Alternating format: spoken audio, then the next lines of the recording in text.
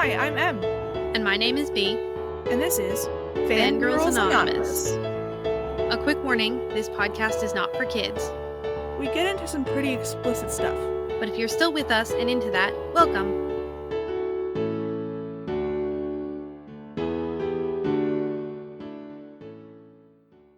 Hello, Bea. How's it going? Pretty good, Em. How are you? I am so pumped for this episode. Oh my god.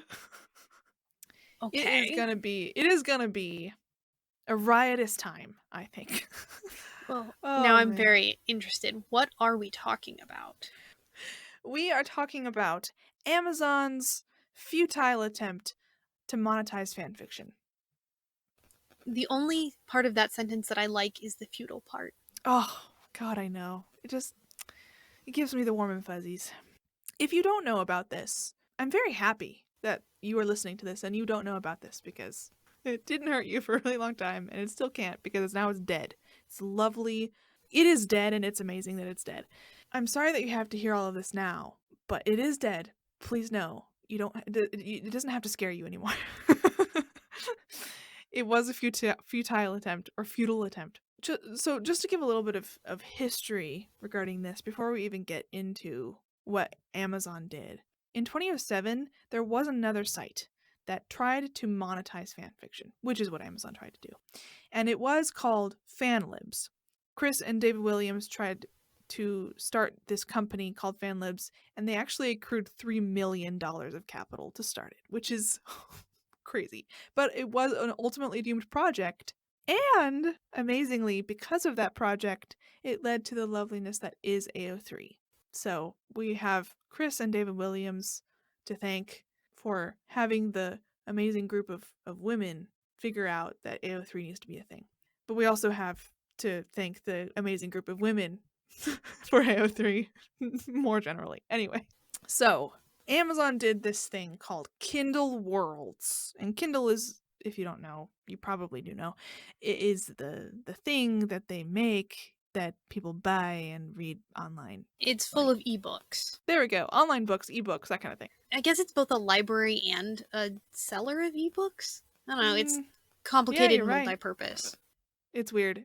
Well, libraries, you don't pay. But then there are certain books that you don't have to pay for. So let's just say that we don't like Amazon. I don't like Amazon. Amazon can go jump off a cliff.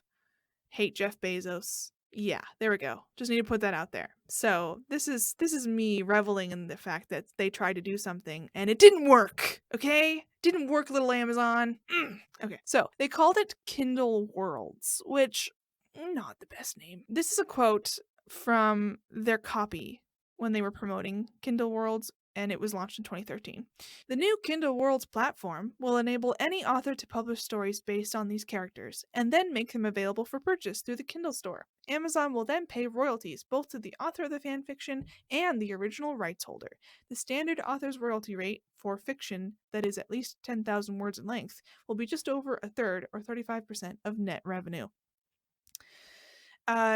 So essentially, the concept of Kindle Worlds was to have fanfiction authors, write fanfiction in like pre-described or preordained specific fandoms, and they could get paid a little bit of money for the amount of words that they write, essentially. Somebody would go on Amazon or Kindle Worlds and buy the right, essentially, to read a fanfic.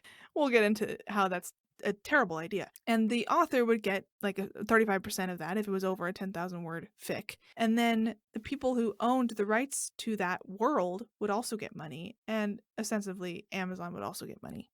If you wrote between 5,000 and 10,000 words, the fanfic author received 20% of net sales, which I don't know why they would do that. It kind of seems a little bit ridiculous to me. But yeah. So it also really reminds me of like authors getting paid by word in the early 20th century, which it was basically like magazine and periodical writing. But Charles Dickens was famously known for being paid per installment for some of his early works, which is kind of like, it's like fanfic, except money was involved. It's weird. All of this is so weird. The concept is weird. I don't know why they decided to do it. There's some theories as to why they decided to do it that we'll get into, but that's essentially what Kindle World was.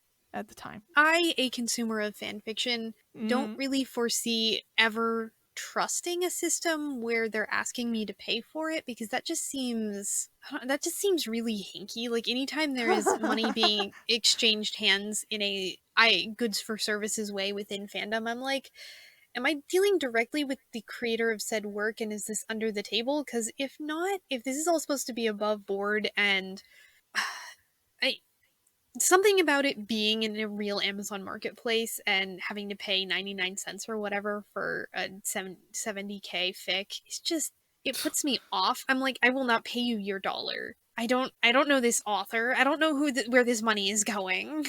I am remiss because I did not research how much each fic was. I'm going off the standard rate of a really cheap ebook, so. Yeah, okay. See, you probably have more information than I in that regard. Yeah, it's just not awesome. It's just not a good idea because we'll get into it. It's crazy. When I was researching whether authors did get paid by word, because I had heard somewhere that was a myth, but it actually isn't, so that's good to know.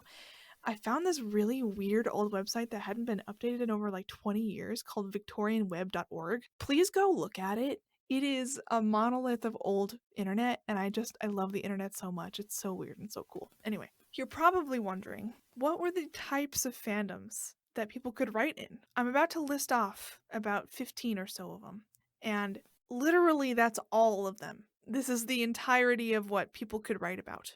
Listen to this.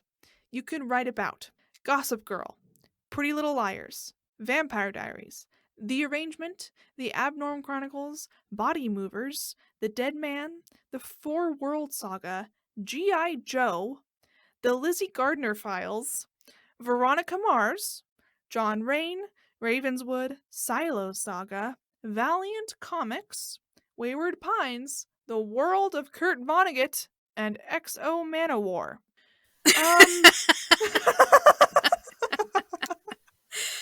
Some of those I'll admit that I've seen before, and they do have a fairly active fandom base and or presence, a la Vampire Diaries. Yes, do you mean Gossip Girl, Pretty Little Liars, and Vampire Diaries? Yes, yeah. But I don't know that I've ever heard of anybody waking up one day and going, "Oh yes, I'm going to write Kurt Vonnegut fan fiction." I'm actually not entirely sure what XO Manowar even is. I literally don't know 2/3 of these. I know Veronica Mars. I know G.I. Joe. That's crazy. G.I. Joe. That's bananas. It's probably not the weirdest thing they've ever done to get royalties, to be Not honest. at all. Not at all. And I know the first 3, Gossip Girl, Pretty Little Liars, and Vampire Diaries. I know 5. How did they expect this to work out if those were the only IPs they could get? Like, it's bad, man. It's actually bad. And the problem is that the bigger ones have tie-in novels that exist already, which is kind of that step between fan fiction and like published media a little bit, which we'll get into. But I just think that is the funniest thing. Like, a lot of these are just not well known. You and I read a lot. We read a lot when we were young. If we knew any of these, like, we would say, but we don't know a lot of them. Like, I don't know a lot of them. Do you know a lot of them? Yeah, I know. Jeez. Like, who's John Rain? I think I might know what Valiant Comics are. Yeah, same. But that's the only one that was a maybe. Other than that, yeah, what you know, I know. What's Body Movers? What is The Dead Man? I don't know. It sounds like a lot of like short-lived horror TV shows. That it sounds like somebody just made up names for things that aren't real. Or just literally sent out an email to literally every studio in the world and was like, "So what would you give us? Like, Yeah. if we wanted to try this as an experiment, what franchise are you willing to put on the line?" If Amazon can't get studios to give them IPs for this kind of project, who could? Like, I literally don't know. I'm thinking that this was the sort of project that was I feel like we've already said doomed to fail, but like the way that fandom is structured, you literally could not devise a method because in a lot of ways so grassroots community based. You would have to start with a small group of people that you trusted each other and were willing to exchange money, which is sort of not Mm. how fandom works. Like you don't exchange goods and services with your friends, not over fic. Like it just doesn't make sense. I found a bananas quote from this article titled "The Problem with Amazon's New Fanfiction Platform, Kindle Worlds." The announcement of Kindle Worlds comes hot on the heels of various other attempts for mainstream publishing to monetize the hugely popular fanfic community, with 50 Shades of Grey still raking in money, and Sony hiring a fanfic writer to publish a One Direction story on Wattpad as part of the band's promotional strategy. Fanfic isn't a dirty secret anymore. Oh my god. I didn't know that. I didn't know about that. That is so what the fuck? What is And happening anymore? I'm gonna put out there that Oh my god. hiring a fan fiction author to write in the fandom in which they already write as a promotional thing is not actually unique in a lot of respects. It's just also No. something that is not talked about. Like, True. you keep that on the down low. You use pseudonyms. But a band? Like, I understand if it's a movie or if it's a book or something, but a band. There's a lot of band fic too, but oh man. The idea of somebody coming to these actual real life people and going, we're going to pay someone actual real life people money to write smut about you on the internet. Only it's not really you, it's your professional persona. I You know hope what? this isn't weird. I would bet actual money, real life dollars, that the actual band members of One Direction didn't know. I bet. I bet they didn't even know. Because nobody's gonna come up to them and be like, okay, Styles? Oh god.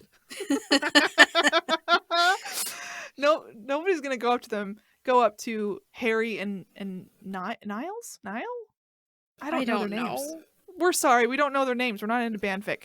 Nobody's gonna go up to them and be like, so we just paid somebody to write about you guys having sex. And it's part of the promotional strategy. Nobody did that. Nobody even emailed that to them, I'm sure. Do that, or they were like, so we hired somebody to write about your professional persona, but we've put limits on what they can write. You may Yeah. accidentally adopt a child or go on a road trip, but you can't have sex with each other and, like, at least not on screen. Like, I don't know, like, there had to have been rules. Oh, his name's Harry Styles. That's why I did that. There is absolutely no possible way that they let this writer loose and we're just like, sure, write your violent BDSM AU. Go ahead and do that. There's no way. I actually really want to read that fic now, just to see what paid fan fiction looks like in that way. Man, that is absolutely. I wonder if it's still out there. Probably is. Okay, so here's a list of what was friggin' wrong with this idea that Amazon had to try to monetize fan fiction. Okay, this is the list, and it is not a complete list. There are so many things wrong. This is just a list of what is wrong. Okay, first of all, money. A lot of people in the fanfic community do not want money involved in the fanfic community. And that is exactly what Amazon was trying to do. You just don't do it. You just don't do it, folks, okay? We have had a whole episode about money in fandom and fanfiction. Go ahead and listen to it. It's in season 1. It's one of our later episodes of season 1. But, oh my god, this is just completely a slap in the face of the value system of what fanfiction and what fandom is online and is in the real world. Just inherently it's a bad idea because of that. Also, there's the concept or just the reality that people don't pay for fan fiction already. They just get it for free. So why would anybody go to a place to read fic for money? There's no reason. There's no reason to do that. That is the opposite of what somebody would do. Based on the list of fandoms that you were authorized to write in, there's a really limited guarantee of quality because yeah, how many people do you know that's like a huge big name fan that's like, yes, I write G.I. Joe fanfic. God, you know what? I really want to read some John Rain fic right now, and I'm willing to pay for it. No offense to anybody who loves John Rain. We don't know what John Rain is, but Like, nobody says that. Nobody says, I really want to read this type of fic right now, and I'm willing to pay for it. Like, that's not a thing. It's not even 70 cents isn't even a thing. Ah. Especially because you're like, why would I pay 70 cents for something that could be bad? Very bad. Yes. Like, You don't even know if didn't it's good. appropriately space paragraphs bad. I couldn't go and read any of it. I couldn't go and buy a fic for this. But like, I don't know what information you got before you bought it. But even if it was the same amount of money that you get on the back or on the center side fold of a novel that you find at a bookstore, even if it was that amount of information, I still don't think I would trust it, because the thing about fan fiction is that you can literally stop whenever you want to and you haven't lost anything except time. It's insane. It's bananas to me that anybody would think that this was a good idea and that it lasted so long. Another tire iron sized nail in the coffin for this was that it didn't allow smut. Yes, there's a lot of fanfic out there that isn't inherently smutty. It doesn't have explicit sex scenes. But there's also a lot that is. And I would say probably a good 65% of fanfiction does have some amount of sex in it, okay?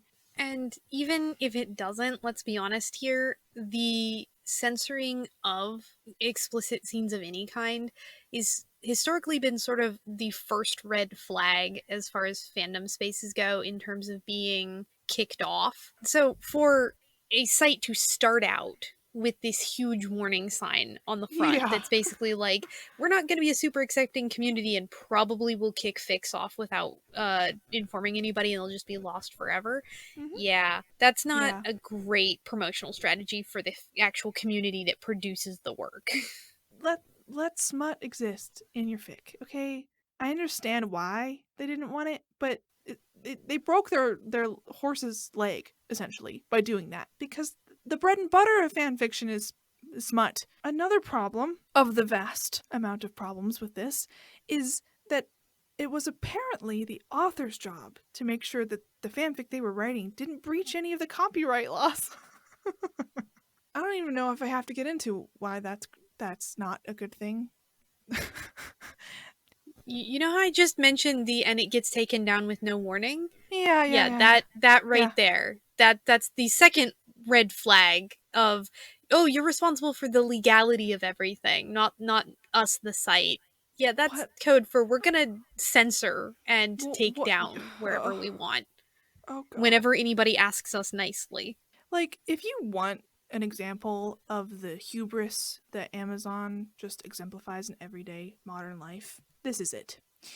So, another problem is that they didn't allow crossovers. I don't know if they necessarily didn't allow crossovers between the worlds that they had under their IP, like the IPs that they had control of, quote unquote.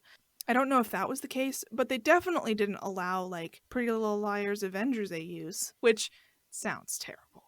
Just first off, that's a bad review. But they definitely didn't allow that, which, oh my gosh, that's so sad. You're That's just also a huge genre. yeah. Is people taking elements from one franchise and shoving them in another, or mixing them together, or just playing 52 pickup with it. Like, so many fic. I know that in the past I have said that I kind of like being in a box because you can in a box you get to be more creative. I understand that, I have talked about that in the past.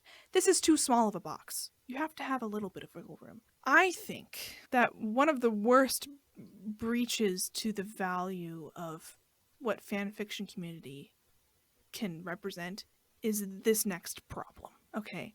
So, essentially, if you wrote a fic on Kindle Worlds, the company who owned the rights to the IP that you were writing within then owned any new character or plot device or anything in that fic. The author didn't own it anymore. So Warner Brothers could have taken your OC and used it in whatever and wherever they wanted because they legally owned that OC because you put that fic on Kindle Worlds. Now, there are shows and movies right now that are really reminded me a lot of fan fiction and are kind of taking maybe exact sentences from fan fiction and using them in the TV shows or the books or the movies. But that is not this. They're just taking amorphous ideas and concepts from fan fiction. They're not actually owning OCs. Oh my god, I hate that viscerally. I mean, there's something in sort of hypocritical about on both sides, because on the one hand you're writing fan fiction of somebody else's licensed character, so Yeah. but on the Yeah. other hand you're not making any money off of it, but them turning around and going, so you didn't make any money off of our characters, but we're gonna take your character and make money off of it, and that's okay. I mean, you are That's technically making money off of it, but like but they're making very money little. too. It's Yes, while you're making money, and then if they like your OC or like your plot idea, then they make way more money without ever having to give you any. mm-hmm. I don't know, Like, it feels hypocritical of them absolutely. to be towing that legal gray zone in the opposite direction. Like that just is a scam. It really makes me mad. And we'll talk about a theory as to why they even did this because some people, like, from the problems that we've just listed, some people are like, why did they even do this in the first place? Did they really think it was going to be successful? So, another problem that there was that I mean, it's pretty obvious. The authors only being able to use characters in preordained worlds or fandoms, like, it really stifles the creativity. Like, it really does. You can't write an Avengers fic and then put it on there and expect people to be able to give you 70 cents for it or $2 or $10. Like, it's weird. I found this wonderful quote from a person named Morgan Davies, who is apparently a fanfic enthusiast. I think it sums it up pretty nicely. Fandom has always been a fundamentally anti capitalistic endeavor. It's the only place I know of where writing is a uniquely playful act. It's about fans taking mainstream culture and redefining it and owning it in a creative but not monetary way. It's inherently subversive. The idea that a huge corporation will be selling fanfiction and that the original creators would benefit monetarily from that is extremely disturbing to me. Perfect way to sum up what I think you and I feel, B. There's something very odd about I don't judge anybody one way or the other. I try very hard, but it kind of makes my skin crawl. The idea of going to a like the internet equivalent of a Walmart and You're buying a right. fic, You're like right. it just doesn't sit well at all. Because for me, I'm like, so the author is sort of getting paid, but I'm also paying way more to the platform on which it is being hosted, and then I'm also paying the original media creator, even though they really didn't do any work into this. It was somebody else's love and passion that brought it into existence, and it's all been, I guess, legally sanctioned because there's money changing hands. Like, it makes the entire act of communal storytelling into an exchange, and that's not what storytelling is for me. Like, I will pay an author for the good work they do and the publishing house for the good work that they do, but if I share the story with somebody else, just telling them, hey, I really enjoyed this, blah blah blah, I shouldn't have to get paid for that, nor should the person who made the story get paid for me passing it along and telling that. Like, I don't know, it's complicated. It's putting a whole lot of different, it's changing the entire framework of how we should view the act of communal storytelling, and I don't like that. Let's just say that capitalism sucks and that's why we love fanfiction. Okay, so there's a theory that Kindle Worlds wasn't technically or like it wasn't even really for fan fiction, but was instead a way to make more money off of authors who write tie-in novels. Tie-in novels are like, when you go to Target and you're like, "Oh, there's a new cover that says Star Wars on it on a new book." That's a tie-in novel. It's often said that they're like professional fanfic. For a long time, they used to be paperbacks, but now they're usually like nicely bound and hardbacked. If you're talking about extended universes, especially for TV shows and the like, that it the most common example of a tie-in novel that I can think of are science fiction franchises where the movies or the TV shows have done their run, but fans are still really excited about it. So they Yes. wrote a whole bunch of novels that extend the universe past that. And then nowadays they get rebooted and everybody ignores them and they're just called the extended universe that nobody cares about. Yeah, Yes. that actually happens fairly frequently. They can actually be really good though. They So just can totally, totally. Just like how fanfiction can be really good, novel worthy, or just like they're just fantastic pieces of fiction. There's a lot of James Bond tie-ins. which is ironic considering it was originally a book series. There's True. something funny about that. That is ironic. There's G.I. Joe tie-ins. There are Star Wars tie-ins, like I said, and then there are Pretty Little Liar tie-ins too, and Vampire Diaries as well. But there was a spate of them in the 90s. So many books came out that were like the main characters have a little side adventure from Sister Sister with Tia and Tamara, like one of those kinds of things. It was cool, and a lot of times, like in the Star Wars tie-ins, it's usually like the sideiest of side characters that are the main characters of that novel, and that's what the tie-in author does. Yeah, it's not always the main characters going off on a little adventure. It's also a lot of times like side characters doing stuff too, kind of like the Mandalorian. There's basically two different flavors of tie-in for big franchises. Mm-hmm. There's these characters, the main characters can go on an adventure that does not intrinsically mess with the timeline or change the status quo. It's a self-contained little adventure. Or Yes, we're going to go talk about characters where things do move and change and the status quo is different, and characters evolve. But there's such a side character that we only ever heard their name once that it doesn't change the main continuity and nobody cares. It's exactly. pretty much it. And sometimes it's a mix of both, but that's kind of rare, I'd say. Okay, it's difficult to find how much tie-in authors actually make when they write tie-in novels. I wasn't able to find it online at all. But with this program, this Kindle Worlds thing, the author is completely dependent on whether the reader decides to buy the fic or the longer than 10,000 word book, essentially. And if that was a way for Amazon to be like, well, we're just trying to make a lot more money off of these tie-in authors, because some people do consider tie-ins kind of just like professional fanfic, then fuck them even more.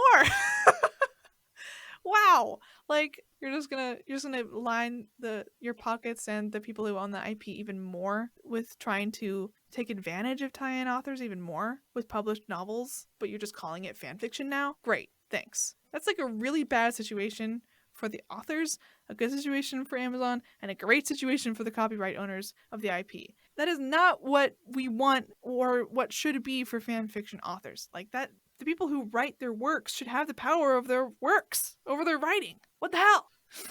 It's It so was bad. pretty clear even from the inception that this was not intended to help the authors in any No. more than sort of a very small monetary way. This wasn't a good deal. And it wasn't like it was a way to get famous. Like, because it didn't even do well. The Kindle World's website was shut down in August of 2018 after, like, a long time of people just not using it. Yeah. If a company as big as Amazon can't monetize fanfiction, hopefully no one else will try to become its successor. Fuck.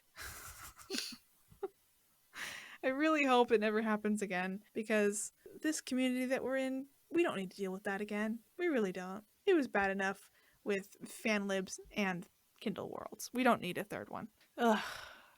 I'm sure somebody will try again sometime in the next 20 years, but unless something changes drastically, It only took like 6 or 7 years for Amazon to try it, because it was 2007 when FanLibs did it. Ugh. It makes me a little bit sick to my stomach. I think it's time for Rec Corner! Okay, so my rec for this week is Confidence Artists by Fahye. It's Che, Miguel, and Tulio as a throuple, and it is a canon continuance fic about them coming out of El Dorado. It's from the El Dorado film, and trying to they're basically being confidence artists and scamming terrible people, and it's really good. It's really well written, actually. You wouldn't expect such a well written fic from a fandom, but then again, you can never, like, your expectations will be exceeded all the time if you think that way. I think with fandom and fanfiction, so it's really good. Go ahead and read it. It gets pretty sexy at the end. You don't have to read that part if you don't want to, but I think it's really sweet. it's a nice little coda, but it's Yes. totally skippable. So, my rec this week is Something Blue by Lapin. And so it is a Hobbit fic, and it is based in a universe where everybody lives and nothing after the claiming of Erebor, and Thorin Oakenshield ends up marrying Bilbo. And it's a political move. So Ooh. neither of them thinks that the other one is particularly interested in being married to the other. but they're sort of getting on. They're just, you know, living their lives and trying to make the best of it. And it's really cute because it becomes increasingly obvious that there's been sort of a misunderstanding on both parts. That's so And sweet. there's some really cute misunderstandings, and it's a little bit angsty in the middle, but honestly, in sort of a late second act good way, that you're like, ah, yes, and then everything smooths out and it's happy again. I don't know, it's refreshing. If you like the movies and you just wanted everything to end nicely, this is definitely a good epilogue for you. That is absolutely adorable, and I need to read that like right now. I haven't even seen the last film of the Hobbit series, and I'm totally gonna read that, which is something that people Mhm. can do and should do. Okay, well, Yes. I think we have, I don't know, slapped the face of Amazon's Kindle world as much as we possibly can, with contempt, with much contempt. Uh, and I'm happy that we did that. Actually, Hmm. it was pretty cathartic. I've always hated the concept of what Amazon did. I'm very happy that it is did. It is did. I think we're done though. Hmm. Yeah. So, I guess we'll see y'all next week on Fangirls Anonymous. Bye.